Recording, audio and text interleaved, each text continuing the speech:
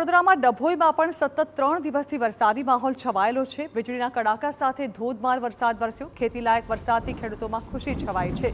વરસાદને કારણે નવરાત્રી આયોજકોને પરેશાની ભોગવવાનો વારો આવ્યો છે। વરસાદના કારણે વધુ ખર્ચ થવાની ભીતિ સતાવી રહી છે।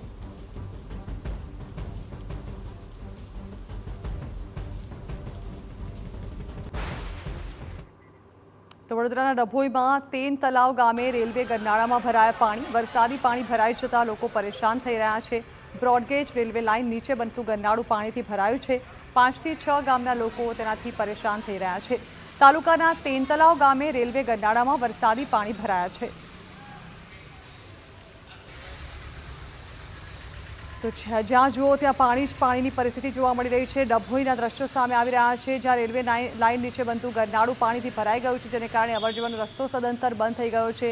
જેના કારણે 5 થી 6 ગામના લોકો જેના અવરજવરનો આ મુખ્ય માર્ગ હતો, તેઓનો રસ્તો બંધ થઈ જતા પરેશાની ભોગવવાનો વારો આવ્યો છે।